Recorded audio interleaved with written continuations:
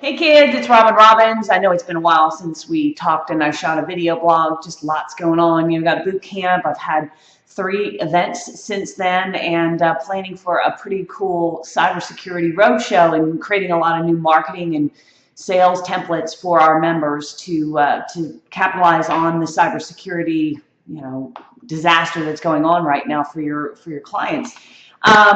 So I got an email though from a member, and I thought, this would make a really good blog. So just impromptu, going off the cuff here. And the email was asking about how do I close more sales? This member is having trouble. They're getting in front of prospects, the marketing's working, the leads are coming in, but then when they get there, they can't get anybody to make a decision and buy.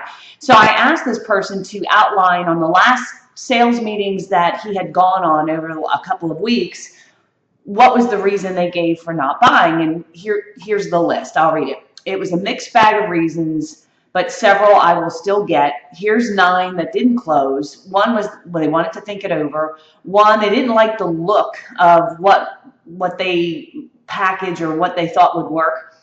Another one wanted to talk to 2 other vendors and would have a decision in July. So they're price shopping, obviously. Doesn't make decisions the same day.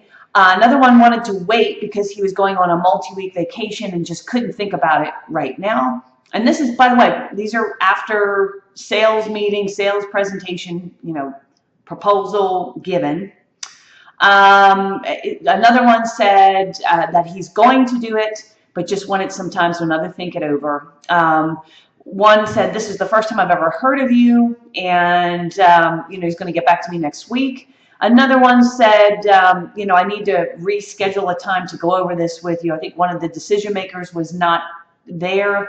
And another one said, I can't do anything because I have no money until, July. So all these reasons for not buying. And, I just thought it'd be worthwhile for me to do a quick video on closing sales. And I really think that where are the closers going? I mean, there's nobody closing anymore. I mean, I'm a buyer. So when I go into a store, if I meet with somebody, if you're a reasonable salesperson, you're going to close me because I really don't have a whole lot of time to think it over and ponder it and run it by 5 other people. I mean, I'm a very decisive person. And if it looks good and it's a reasonable thing and it's something I want, I'm just going to buy it. But I can't tell you how many salespeople I've gotten in front of and they don't even try to close. They're like professional visitors. Or professional brochure delivery mechanisms. They come out, show you what they do, show you all the list of things that they can deliver,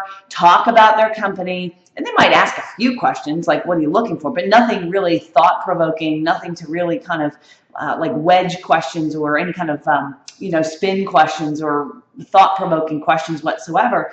And, folks, let me tell you something. If you're a CEO, you got to be in sales. If you're in sales to close deals, not to visit with people, not to deliver information, not to distribute brochures. You have to close sales.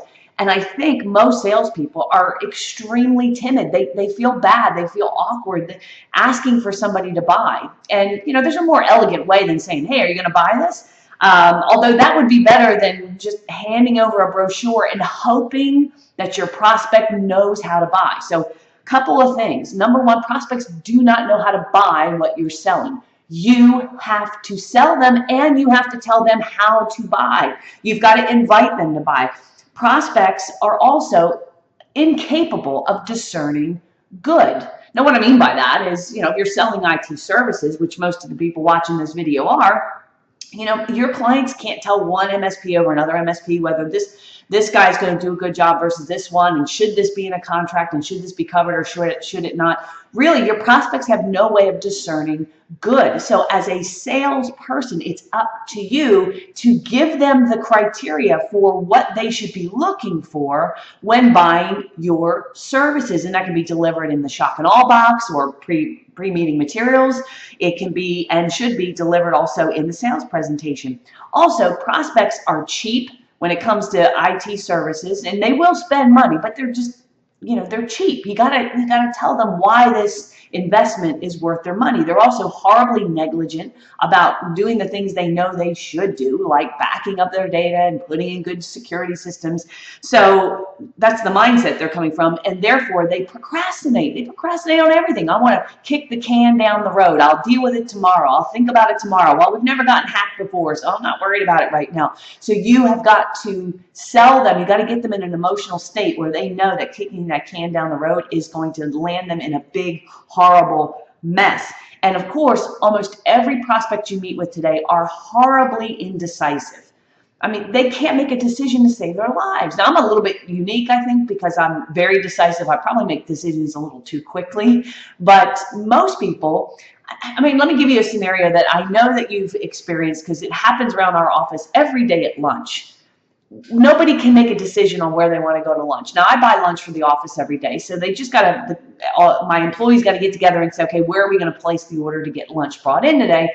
And every day it's the, well, where do you want to go? I don't know. Where do you want to go? I don't care. Why don't you pick? Well, no, I picked last time. You pick. I don't feel like picking. So they go, all right, we'll get pizza. Oh, pizza. I can't eat that. I'm gluten-free and I'm trying to lose weight. All right. Well, then where do you want to go? I don't know. I mean, if people can't even pick where to go for a free lunch, how the hell are they going to make any decisions? And it's not just that. It's every decision in their life. They're horribly indecisive. So as a salesperson, you need to be able to close the sale. Now, I'm not able to, in this short video, to give you a whole sales lesson on how to close a sale because there's a lot of things that have to be done correctly in order for the natural conclusion to be that they're going to buy from you and they're going to buy right now. But one of the things I did post right below this video and I'm going to share with you is a report that I wrote after spending a day with Robert Herjavec. Now, you may have heard of Robert Herjavec. He's the Shark Tank guy. He's the nice one, you know. He runs a cybersecurity company in Canada. And when I visited him, it was about a year and a half ago, I went up to his office and I spent a day with him and his entire team. I've had Robert come and speak to my audience several times. I've spent a considerable amount of time with his staff, and I know the company and that the growth and the salesmanship is amazing there. So I wrote a report on what I learned after spending an entire day with Robert Herjavec, his sales team, his HR team, his technical team, and it's a really good report. And one of the first things that the lessons that you'll learn when you download the report is that the Herjavec is a very sales-driven organization. And so right below this video, I'm just going to share this little Scooby snack with you.